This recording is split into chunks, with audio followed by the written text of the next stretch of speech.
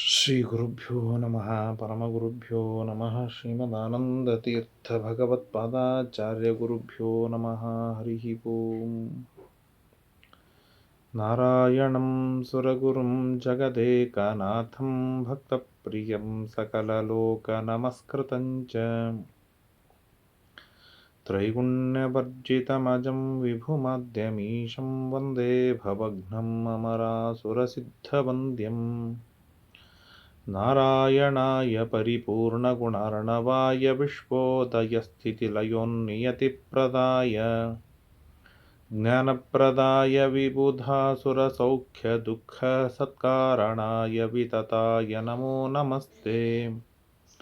ಸರ್ವಮಂಗಲಮಂಗಲ್ಯೆ ಶಿವೆ ಸರ್ವಾರ್ಥಸಾಧಿಕೆ ಶರಣ್ಯೇ ತ್ರ್ಯಂಬಕೆ ಗೌರಿ ನಾರಾಯಣಿ ನಮೋಸ್ತುತೆ. ಧರ್ಮ ವಿಜ್ಞಾನ ವೈರಾಗ್ಯ ಪರಮೈಶ್ವರ್ಯಶಾಲಿನಃ ಆನಂದತೀರ್ಥ ಭಗವತ್ಪದಾನ್ ವಂದೇ ನಿರಂತರಂ. ನಮೋಸ್ತು ತಾತ್ವಿಕಾ ದೇವಾಃ ವಿಷ್ಣುಭಕ್ತಿಪರಾಯಣಾಃ ಧರ್ಮಮಾರ್ಗೇ ಪ್ರೇರಯಂತು ಭವಂತಃ ಸರ್ವ ಏವ ಹಿ. ಆನಂದತೀರ್ಥೋಪದಿಷ್ಟೋ ನಿಧಿರ್ನಾರಾಯಣಃ ಹ್ವಯಃ ಪ್ರದರ್ಶಿತೋ ಯೇನ ಸಮ್ಯಕ್ ಜಯತೀರ್ಥಂ ತಮಾಶ್ರಯೇ. ನೌಮಿನ್ಯಾಯಸುಧಾದಿಕೃಜ್ಜಯಮುನೀನ್ ಶ್ರೀಪಾದರಾಟ್ಸನ್ಮಣೀನ್ ವ್ಯಾಸಾರ್ಯಾನ್ ವಿವಿಧಾಗಮಾಬ್ಧಿವಿಹರಾನ್ ಶ್ರೀವಾದಿರಾಜಾನಪಿ ವಂದೇ ಹಂಸವರಾನ್ ರಘುತ್ತಮಗುರುನ್ ವೈದಗ್ಧ್ಯಪರಾಂ ನಿಧೀನ್ ಶ್ರೀಸತ್ಯವ್ರತರಾಘವೇಂದ್ರಮುನಿಪಾನ್ ಸದ್ಬೋಧಸಧ್ಯಾನಪಾನ್. ಮೂಕೋऽಪಿ ಯತ್ಪ್ರಸಾದೇನ ಮುಕುಂದಶಯನಾಯತೆ ರಾಜರಾಜಾಯತೆ ರಿಕ್ತೋ ರಾಘವೇಂದ್ರಂ ತಮಾಶ್ರಯೇ. ವಿದ್ಯಾಪೀಠವಿಧಾತಾರಂ ವಿದ್ಯಾವಾರಿಧಿಚಂದಿರಂ ವಿದ್ಯಾರ್ಥಿವತ್ಸಲಂ ವಂದೇ ಮಹಾಮಹಿಮಸದ್ಗುರುಂ ಆಪಾದಮೌಲಿಪರ್ಯಂತಂ. ಗುರುಣಾಮಾಕೃತಿಂ ಸ್ಮರೇತ್ತೇನ ವಿಘ್ನಾಃ ಪ್ರಣಶ್ಯಂತಿ ಸಿದ್ಧ್ಯಂತಿ ಚ ಮನೋರಥಾಃ. ಶ್ರೀ ಗುರುಭ್ಯೋ ನಮಃ. ಶ್ರೀ ಗುರುಭ್ಯೋ ನಮೋ ನಮಃ ಹರಿ ಓಂ. ನಾರಾಯಣಂ ನಮಸ್ಕೃತ್ಯ ನರಂ ಚೈವ ನರೋತ್ತಮಂ ದೇವೀಂ ಸರಸ್ವತೀಂ ವ್ಯಾಸಂ ತತೋ ಜಯಂ ಉದೀರಯೇತ್. ಮಹತ್ವಾದ್ ಭಾರವತ್ವಾಚ್ಚ ಮಹಾಭಾರತಮುಚ್ಯತೆ ನಿರುಕ್ತಮಸ್ಯ ಯೋ ವೇದ ಸರ್ವಪಾಪೈಃ ಪ್ರಮುಚ್ಯತೆ. ಕೃಷ್ಣದ್ವೈಪಾಯನಂ ವ್ಯಾಸಂ ವಿದ್ಧಿ ನಾರಾಯಣಂ ಪ್ರಭುಂ ಕೋ ಹ್ಯನ್ಯಃ ಪುಂಡರೀಕಾಕ್ಷಾನ್ ಮಹಾಭಾರತಕೃದ್ಭವೇತ್. ವೇದೇ ರಾಮಾಯಣೇ ಚೈವ ಪುರಾಣೇ ಭಾರತೆ ತಥಾ ಆದಾವಂತೆ ಚ ಮಧ್ಯೆ ಚ ವಿಷ್ಣುಃ ಸರ್ವತ್ರ ಗೀಯತೆ.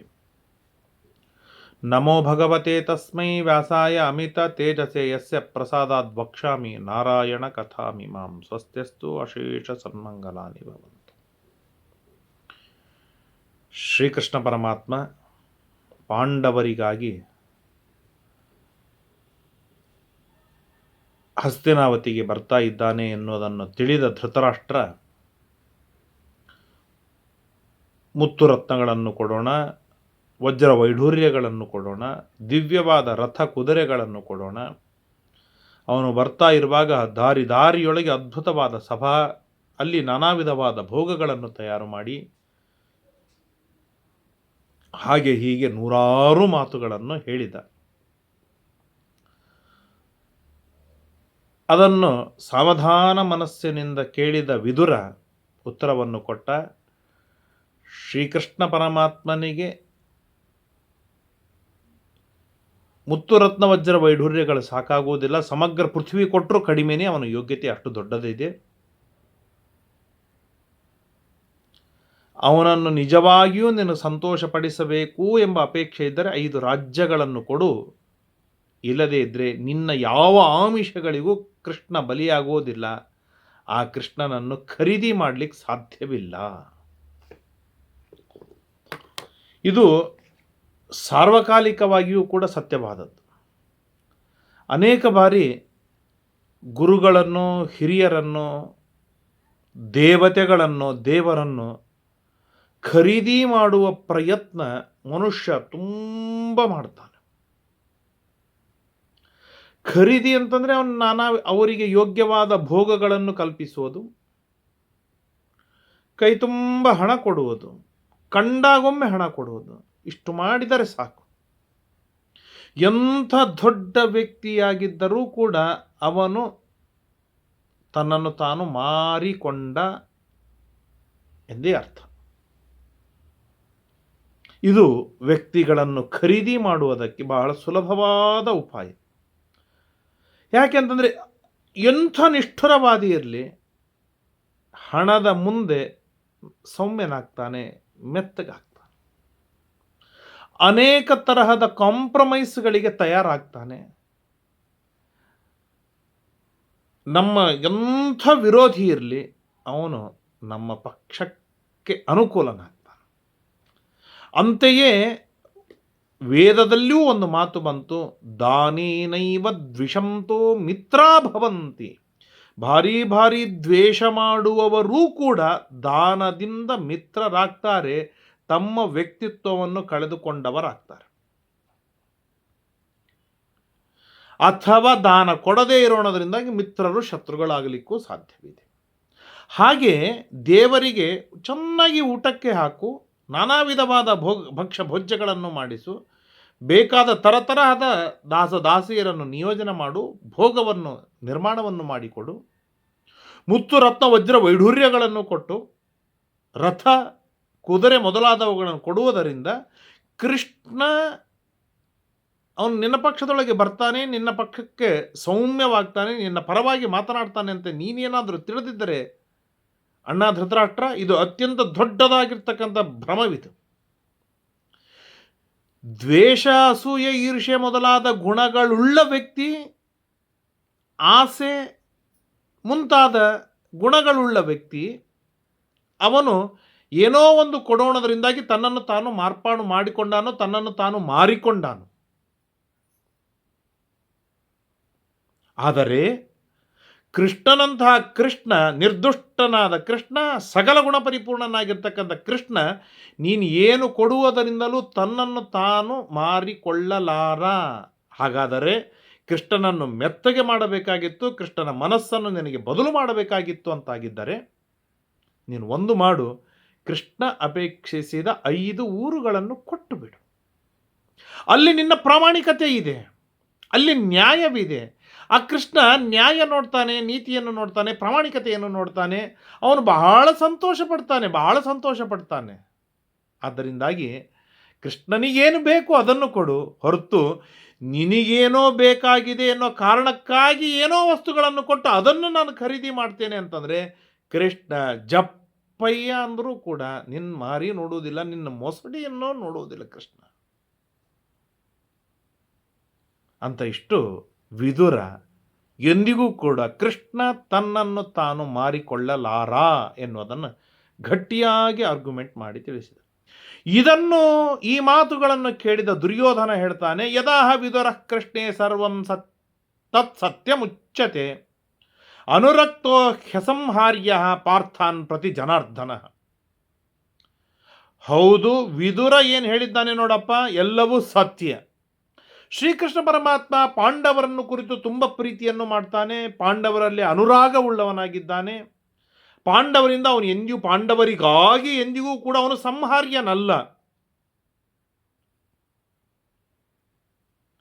ಅನೇಕ ರೂಪಂ ರಾಜೇಂದ್ರ ನತದ್ದೇಯಂ ಕದಾಚನ ದೇಶ ಕಾಲಸ್ತಥಾಯುಕ್ತೋ ನಹಿನಾರ್ಹತಿ ಕೇಶವ.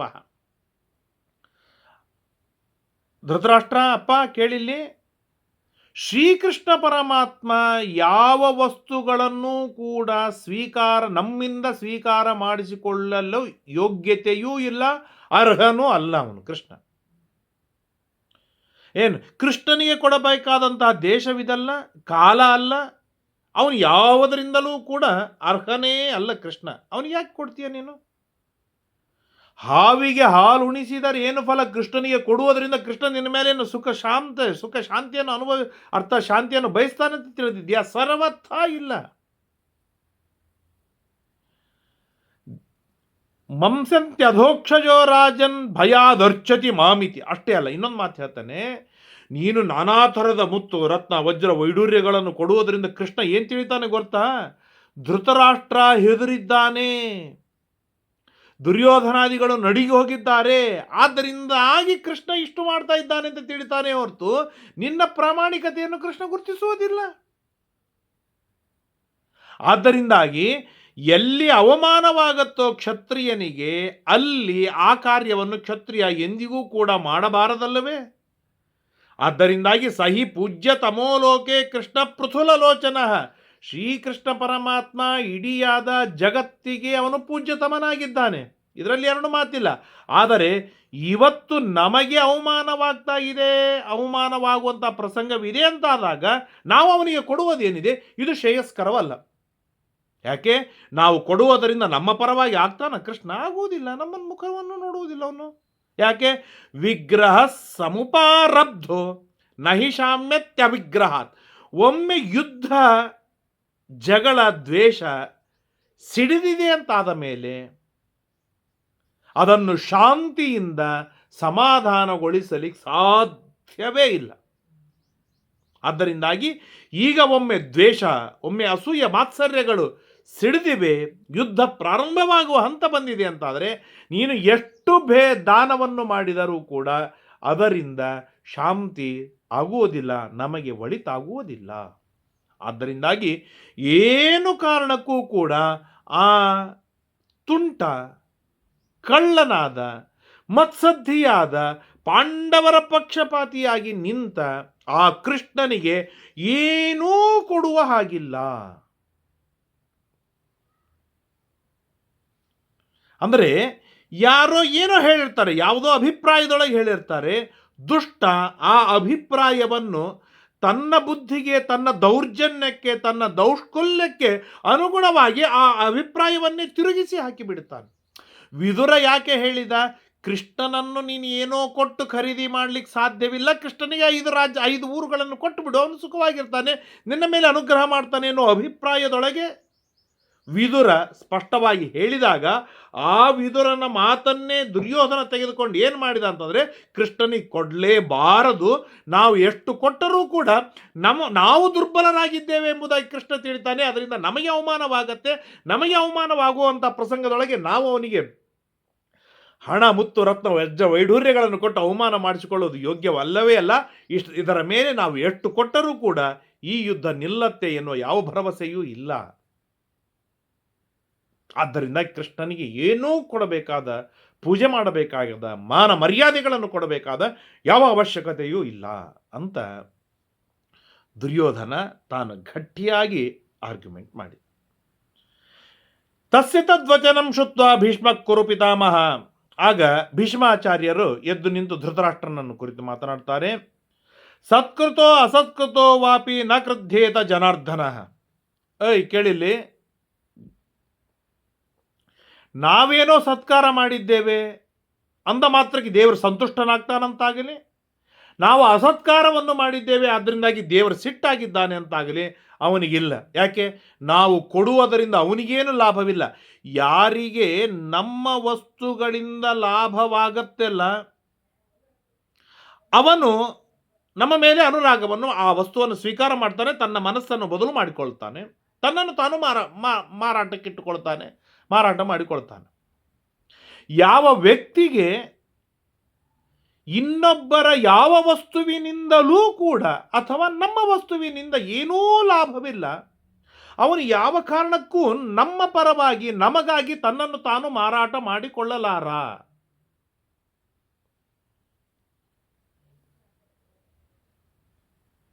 ಅಲ್ಲಿ ಭಕ್ತಿ ಇದೆಯೋ, ವಿಶ್ವಾಸವಿದೆಯೋ, ಭರವಸೆ ಇದೆಯೋ ಅದು ಲೆಕ್ಕಕ್ಕೆ ಬರುವುದಿಲ್ಲ.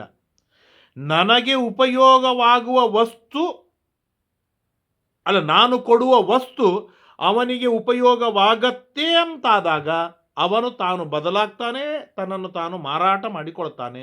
ನಾನು ಕೊಡುವ ವಸ್ತು ಅವನಿಗೇನೂ ಉಪಯೋಗಕ್ಕೆ ಬರುವುದಿಲ್ಲ ಅಂತಾದಾಗ ತಾನು ಯಥಾಸ್ಥಿತವಾಗಿರ್ತಾನೆ. ಹೇಗೋ ಶ್ರೀಕೃಷ್ಣ ಪರಮಾತ್ಮನು ಹಾಗೆ ನಾವು ಕೊಡುವ ಯಾವ ವಸ್ತುವಿನಿಂದಲೂ ಕೂಡ ಅವನಿಗೇನೂ ಉಪಯೋಗವಿಲ್ಲ. ಆದ್ದರಿಂದಾಗಿ ಅದು ಕೃಷ್ಣ, ಇದು ಮಾರಾಟದ ವಸ್ತು ಅಲ್ಲ. ಆದರೆ ಧರ್ಮ್ಯಂ ಅಧರ್ಮ್ಯಂಚ ಧರ್ಮಾತ್ಮ ಧ್ರುವಂ ವಕ್ತ ಜನಾರ್ದನ. ಅವನಿಗೆ ಧರ್ಮಾಧರ್ಮಗಳಲ್ಲಿ ಬಹಳ ಆಸಕ್ತಿ, ಅಭಿರುಚಿ, ಅದಕ್ಕಾಗಿ ನಿಷ್ಠೆ ಇರೋದರಿಂದಾಗಿ ಯಾವುದು ಧರ್ಮ, ಯಾವುದು ಅಧರ್ಮ, ಯಾವುದು ಹಿತ, ಯಾವುದು ಅಹಿತ, ಯಾವುದು ಪಥ್ಯ, ಯಾವುದು ಅಪಥ್ಯ, ಇದನ್ನೆಲ್ಲವನ್ನೂ ಕೂಡ ಬಿಡಿ ಬಿಡಿ ಬಿಡಿ ಬಿಡಿಯಾಗಿ ನಮಗೆ ಹೇಳುವುದಕ್ಕೆ ಕೃಷ್ಣ ಸಮರ್ಥನಿದ್ದಾನೆ ಅಂತ ಇಷ್ಟು ಭೀಷ್ಮಾಚಾರ್ಯರು ಹೇಳಿದ್ರು. ಆದ್ದರಿಂದಾಗಿ ನಾವು ಕೊಡದೇ ಇರುವುದರಿಂದ ನಮಗೆ ಅವಮಾನವಾಗತ್ತೆ ಅಂತೇನಿಲ್ಲ, ಕೊಡುವುದರಿಂದ ಕೃಷ್ಣ ಬದಲಾಗ್ತಾನೆ ಅಂತೇನಿಲ್ಲ. ನಾವು ಕೊಡುವುದು, ನಾವು ಮಾನ ಮರ್ಯಾದೆ, ಮುತ್ತು ರತ್ನ ಧನ ಕನಕಾದಿಗಳನ್ನು ಕೊಡುವುದು ಇದು ನಮ್ಮ ಧರ್ಮವಾಗಿದೆ, ನಾವು ಕೊಡಬೇಕು ಅಂತ ಭೀಷ್ಮಾಚಾರ್ಯರು ಇಷ್ಟು ಹೇಳಿದರು. ಆಗ ದುರ್ಯೋಧನ ಹೇಳ್ತಾನೆ, ನ ಪರ್ಯಾಪ್ತೋಸ್ಮಿ ಯದ್ರಾಜನ್ ಶ್ರಿಯಂ ನಿಷ್ಕೇವಲಾಮಹಂ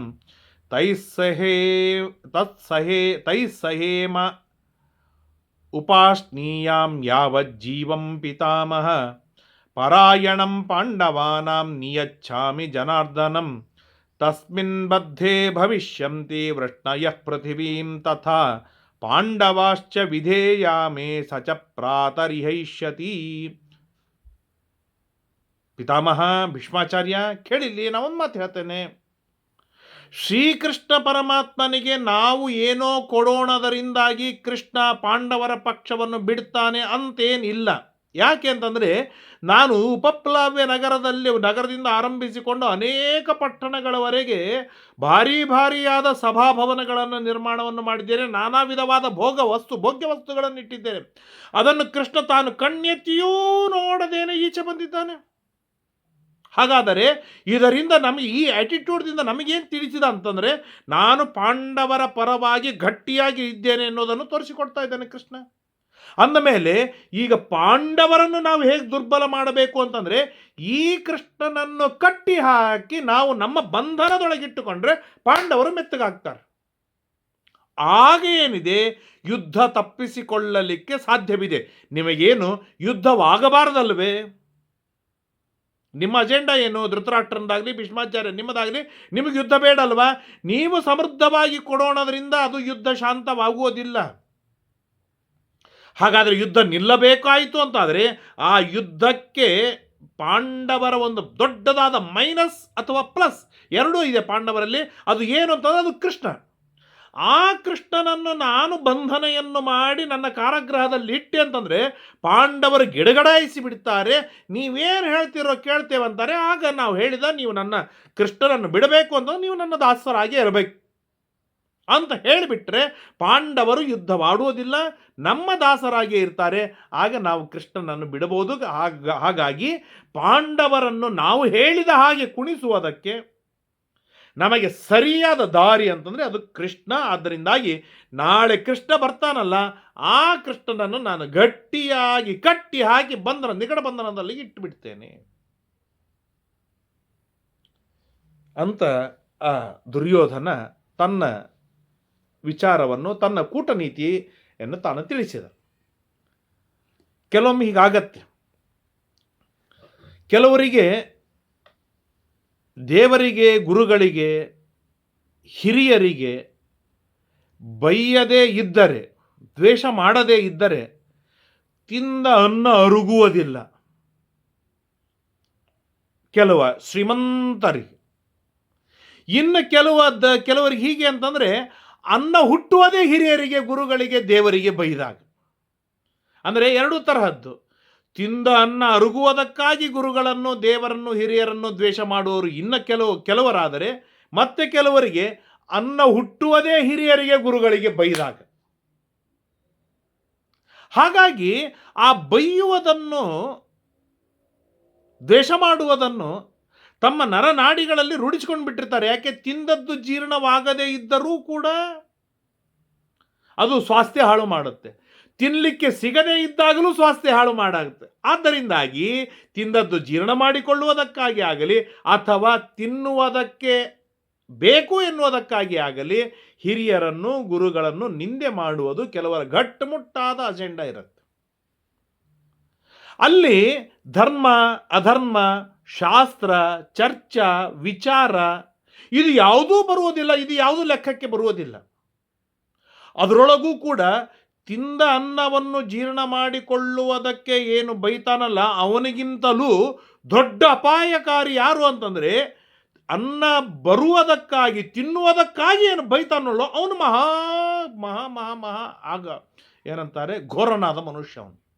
ಯಾಕೆ ಅಂತಂದರೆ 4 ಜನರಿಗೆ ಅವನನ್ನು ಬೈಯುವುದರಿಂದ ಅವನಿಗೆ ಹೊಟ್ಟೆಗೆ ಅನ್ನ ಸಿಗತ್ತೆ ಅಂತಾದ ಮೇಲೆ 8 ಮಂದಿ ಬೈಯುವುದಕ್ಕೆ ಸಿದ್ಧರಾಗ್ತಾರೆ. ಆದ್ದರಿಂದಾಗಿ ಈ ವ್ಯಕ್ತಿ ಏನಿದ್ದಾನೆ ಮಹಾ ಕಿರಾತಕ ಆಘಾತಕಾರಿ ಮನುಷ್ಯ. ಇವತ್ತಿಗೂ ನಾವು ಕಾಣ್ತೇವೆ, ಅವನು ತನ್ನ ಹೊಟ್ಟೆಗಾಗಿ ಮೊದಲಿಗೆ ಶಾಸ್ತ್ರ ಅಂತಾನೆ, ಸದಾಚಾರ ಅಂತಾನೆ, ಆಚಾರ ವಿಚಾರ ಅಂತಾನೆ, ಮಡಿ ಮೈಲಿಗೆ ಅಂತಾನೆ, ವಾಕ್ಯಾರ್ಥ ಚರ್ಚೆಗಳು ಅಂತಾನೆ. ಯಾವುದರಿಂದಲೂ ನಿಶ್ಚಿತವಾದ ಠೇವಣಿ ಇದ್ದ ಹಾಗೆ ಅನ್ನ ಸಿಗಲಿಲ್ಲ ಅಂತಾದಾಗ ಅವನೇನು ಮಾಡ್ತಾನೆಂದರೆ ಸಮಾಜದೊಳಗೆ ಇರುವಂತಹ ದೊಡ್ಡ ವ್ಯಕ್ತಿಗಳನ್ನು ಆರಿಸಿಕೊಂಡು ಅವನಿಗೆ ಚೆನ್ನಾಗಿ ನಿಂದೆ, ಅವನಿಗೆ ಪಾಠ ಹೇಳಲಿಕ್ಕೆ ಬರುವುದಿಲ್ಲ, ಅವನಿಗೆ ಚಿಂತನೆ ಮಾಡಲಿಕ್ಕೆ ಬರುವುದಿಲ್ಲ, ಅವನಿಗೆ ಸದಾಚಾರವಿಲ್ಲ, ಅವನು ಸಜ್ಜನನಲ್ಲ, ಹೀಗೆ ನಾನಾ ತರಹದಿಂದ ಅವನನ್ನು ನಾವು ಚೆನ್ನಾಗಿ ದ್ವೇಷವನ್ನು ಮಾಡಲಿಕ್ಕೆ ತೊಡಗಿದಾಗ, ಅವನಿಗೆ ಬೈಯಲಿಕ್ಕೆ ತೊಡಗಿದಾಗ ಆಗ ಅವನ ಹೊಟ್ಟೆ ತುಂಬಲಿಕ್ಕೆ ಪ್ರಾರಂಭವಾಗತ್ತೆ. ಅವನ ಹೊಟ್ಟೆಗೆ ಎಷ್ಟು ಬೇಕೋ ಅಷ್ಟು ದುಡ್ಡು ಬರಲಿಕ್ಕೆ ಪ್ರಾರಂಭವಾಗತ್ತೆ. ಯಾಕೆ? ಆ ತರಹದ ಜನರೆಲ್ಲ ಅವನನ್ನು ಪೋಷಣೆ ಮಾಡ್ತಾರೆ. ಪೋಷಕರು ಸಿಗುವುದು ಯಾವಾಗೆ ಅಂತಂದರೆ ಈ ತರಹದ ಇನ್ನೊಬ್ಬರಿಗೆ ನಿಂದೆಯನ್ನು ಮಾಡ್ತಾ ಇರುವಾಗ ಹೆಚ್ಚಿನ ಪೋಷಕರು ನಮಗೆ ಸಿಕ್ಕು ಬರ್ತಾರೆ. ಆದ್ದರಿಂದಾಗಿ ಇವತ್ತಿನ ಕಾಲದಲ್ಲೂ ಕೂಡ ಅನೇಕ ಜನರು ಗುರುಗಳನ್ನು, ಹಿರಿಯರನ್ನು, ದೇವರನ್ನು ನಿಂದೆ ಮಾಡುವಂತಹ ಮಾರ್ಗವನ್ನು ಅನುಸರಿಸಿದ್ದು ಇವರಿಗೆಲ್ಲರಿಗೂ ಕೂಡ ಮೂಲಭೂತನಾದ ಆದರ್ಶ ಯಾರು ಅಂತಂದರೆ ಅದು ದುರ್ಯೋಧನನೇ. ಯಾಕೆ ಅಂತಂದರೆ ಆ ದುರ್ಯೋಧನಲ್ಲಿ 2 ಇತ್ತು. ತಿಂದದ್ದು ಅರುಗುವುದಕ್ಕಾಗಿ ಕೃಷ್ಣನನ್ನು ದ್ವೇಷ ಮಾಡಬೇಕು, ಭೀಮಸೇನ ದೇವರನ್ನು ದ್ವೇಷ ಮಾಡಬೇಕು, ದ್ರೌಪದಿಯನ್ನು ದ್ವೇಷ ಮಾಡಬೇಕು, ಇನ್ನು ತಿನ್ನುವುದಕ್ಕಾಗಿ ಈ 3 ಜನರನ್ನೇ ದ್ವೇಷ ಮಾಡುವಂಥದ್ದು. ಹಾಗಾಗಿ ಈ ತರಹದ ವ್ಯಕ್ತಿತ್ವದ ಜನ ಏನಿದ್ದಾರೆ ಇವರು ಸಮಾಜಕ್ಕೆ, ಲೋಕಕ್ಕೆ ದೊಡ್ಡದಾಗಿರ್ತಕ್ಕಂಥ ವಿಷಕಾರಿ ಸರ್ಪಗಳು ಅಂತಂದರೆ ಏನೂ ತಪ್ಪಾಗಲಿಕ್ಕಿಲ್ಲ. ದೊಡ್ಡ ವಿಷಕಾರಿ ಸರ್ಪಗಳೇ. ಆದ್ದರಿಂದಾಗಿ ಇವರ ಮೋಡಿಯಾದ ಮಾತುಗಳಿಗಾಗಲಿ, ಈ ತರಹದ ಜನರ ಅಜೆಂಡಾ ಇವೆಲ್ಲ ಏನಂತಾರೆ ಶಕುನಿಯ ಯುಕ್ತಿಗಳು.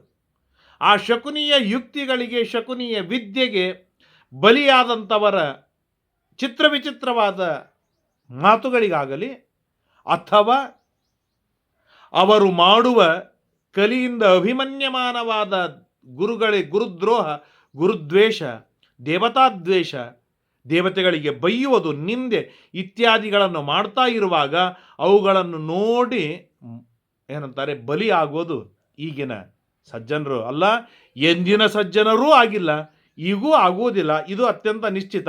ಆದರೆ ಬೈಯುವವರು ಮಾತ್ರ ಕಡಿಮೆ ಆಗ್ತಾರೆ ಅಂತಿಲ್ಲ. ಕಾಲಕಾಲಕ್ಕೆ ಈ ತರಹದ ವ್ಯಕ್ತಿಗಳು ಉದ್ಬುದ್ಧರಾಗ್ತಿರ್ತಾರೆ, ಎದ್ದೆದ್ದು ಬರ್ತಿರ್ತಾರೆ. ಹಾಗಾಗಿ ಸಜ್ಜನರು ಈ ತರಹದ ದುರ್ಯೋಧನನ ಆದರ್ಶಗಳನ್ನು ಅವಲಂಬಿಸಿದ ಈಗಿನ ಕಾಲದ ಜನರವರೆಗೂ ಕೂಡ ಬಹಳ ಎಚ್ಚರಿಕೆಯಿಂದ ಇರಬೇಕು, ಕೇರ್ಫುಲ್ ಆಗಿರಬೇಕು ಎನ್ನುವುದನ್ನು ಈ ವಿಷಯದೊಳಗೆ ತಿಳಿಸ್ತಾ ಭೀಷ್ಮಾಚಾರ್ಯರು ಹೇಳ್ತಾರೆ, ಪಾಪಸ್ಯಾಸ್ಯ ನೃಶಂಸಸ್ಯ ತ್ಯಕ್ತ ಧರ್ಮಸ್ಯ ದುರ್ಮತೆ ನೋತ್ಸಹೇ ಅನರ್ಥ ಸಂಯುಕ್ತ ಶೋತುಂ ವಾಚ ಕಥಂಚನ. ಏನೋ ಮೂರ್ಖ, ಕೃಷ್ಣನಿಗೆ ಬೈಲಿಕ್ಕೆ ಹೋಗ್ತೀಯ, ಕೃಷ್ಣನನ್ನು ಕಟ್ಟಿ ಹಾಕ್ತೀನಂತ ಹೋಗ್ತೀಯಲ್ಲ, ಅತ್ಯಂತ ನೃಶಂಸ ನೀನು.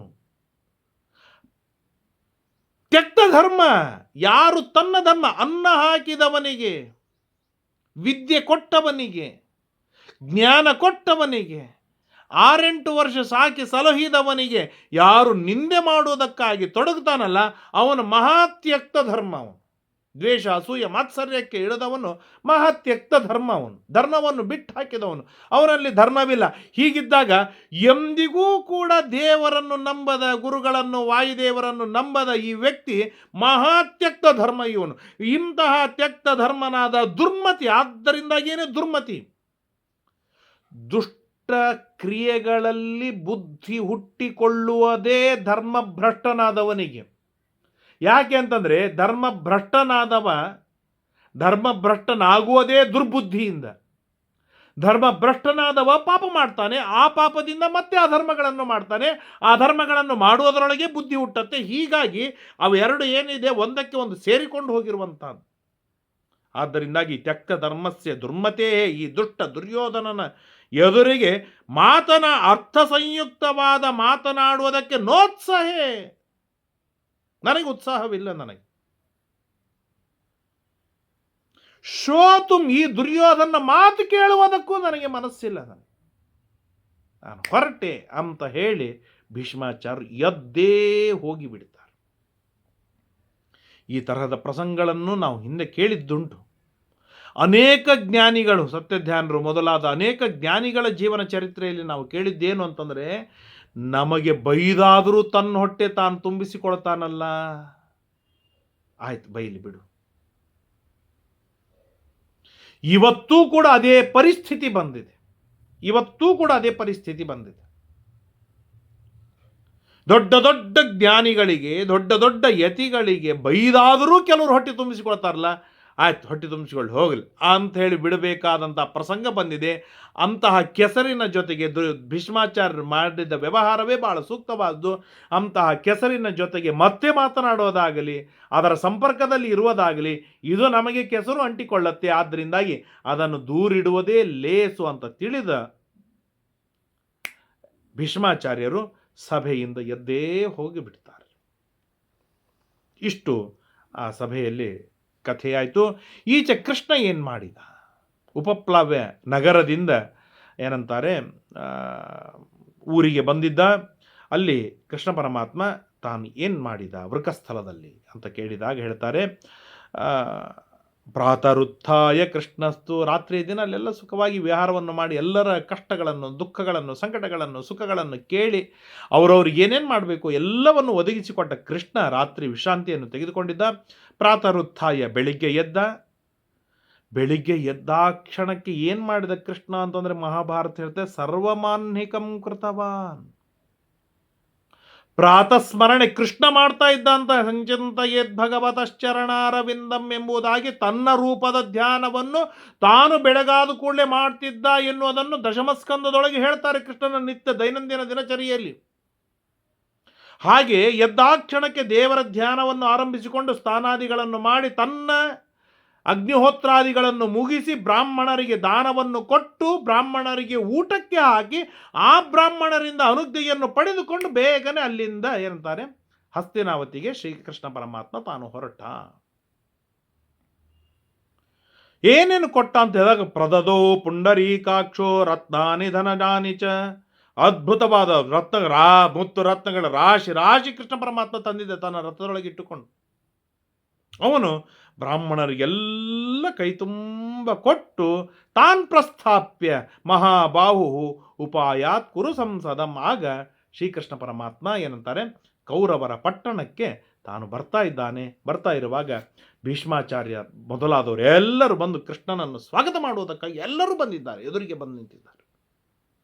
ಧೃತರಾಷ್ಟ್ರನಿಂದ ಆರಂಭಿಸಿಕೊಂಡು ಪ್ರತಿಯೊಬ್ಬರೂ ಕೃಷ್ಣನ ಸ್ವಾಗತಕ್ಕಾಗಿ ಬಂದು ನಿಂತಿದ್ದಾರೆ.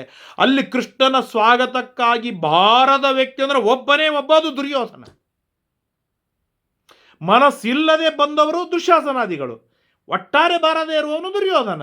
ಭಕ್ತಿಯಿಂದ ಬಂದವರು ಆ 100 ಜನರನ್ನು ಬಿಟ್ಟು ಇನ್ನೆಲ್ಲರೂ ಭಕ್ತಿಯಿಂದ ಬಂದಿದ್ದಾರೆ. ರೋಡಿನ ತುಂಬ ಜನ ನಿಂತಿದ್ದಾರೆ, ಹರ್ಮ್ಯಗಳಲ್ಲಿ ನಿಂತಿದ್ದಾರೆ, ಪ್ರಾಸಾದದ ಮೇಲೆ ನಿಂತಿದ್ದಾರೆ, ಮಾಳಿಗೆ ಮೇಲೆ ನಿಂತಿದ್ದಾರೆ, ಪುಷ್ಪವೃಷ್ಟಿಗಳನ್ನು ಮಾಡ್ತಾ ಇದ್ದಾರೆ. ತಮ್ಮ ತಮ್ಮ ಮನೆಯ ಮುಂದೆ ಭಾರಿ ಭಾರಿ ರಂಗೋಲಿಗಳನ್ನು ಹಾಕಿ ಶೃಂಗಾರವನ್ನು ಮಾಡಿದ್ದಾರೆ. ಕೃಷ್ಣ ಬರ್ತಾ ಇದ್ದಾನೆ ಅಂತಂದರೆ ವೈಭವದಿಂದ ಸ್ವಾಗತ ನಮ್ಮಲ್ಲಿ ಆಗಬೇಕು ಎಂಬುದಾಗಿ. ನಚ ಕಚ್ಚಿತ್ ಗೃಹೇ ರಾಜಂ ಸದಾಸೀತ್ ಭರತರ್ಷಭ. ಶ್ರೀಕೃಷ್ಣ ಪರಮಾತ್ಮ ಹಸ್ತಿನಾವತಿಯೊಳಗೆ ಪ್ರವೇಶ ಮಾಡ್ತಾ ಇರುವಾಗ ಒಂದು ಮನೆಯೊಳಗೆ ಒಬ್ಬ ನರಪಿಳ್ಳಿ ಇರಲಿಲ್ಲ ಅಂತೆ, ಎಲ್ಲರೂ ಹೊರಗೆ ಬಂದು ನಿಂತಿದ್ರಂತೆ. ಸ್ತ್ರೀಯರು, ವೃದ್ಧರು, ಶಿಶುಗಳು ಎಲ್ಲರೂ ಕೂಡ ವಾಸುದೇವ ದಿದೃಕ್ಷಯ, ವಾಸುದೇವನನ್ನು ನೋಡಬೇಕು ಅಂತ ಹೊರಗೆ ಬಂದು ನಿಂತಿದ್ರಂತೆ. ಪ್ರಚಲಂತೀವ ಭಾರೇಣ ದೃಶ್ಯಂತೆ ಸ್ಮಿ ಮಹೀತಲೆ ತಥಾಚ ಗತಿಮಂತಸ್ತೆ ವಾಸುದೇವಸ್ಯ ವಾಜಿನಃ. ಕುದುರೆಗಳು ಹೋಗ್ತಾ ಇವೆ ಮುಂದೆ. ಆಗ ಭೀಷ್ಮಾದಿಗಳು ಬಂದು ಕೃಷ್ಣನನ್ನು ಸ್ವಾಗತವನ್ನು ಮಾಡ್ತಾ ಇದ್ದಾರೆ.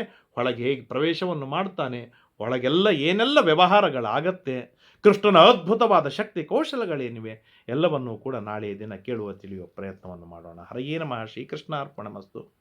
ಯಸ್ಸರ್ವಗುಣ ಸಂಪೂರ್ಣ ಸರ್ವದೋಷ ವಿವರ್ಜಿತ ಪ್ರಿಯತಾಂ ಪ್ರೀತಯೇ ಬಾಲಂ ವಿಷ್ಣುರ್ಮೇ ಪರಮಸ್ಸಹೃತ ಅನೇನ ಭಾವಿ ಯತ್ಪುಣ್ಯಂ ತದಾಪ್ನೋತು ಗುರುರ್ನಮಃ. ಶ್ರೀಕೃಷ್ಣಾರ್ಪಣಮಸ್ತು.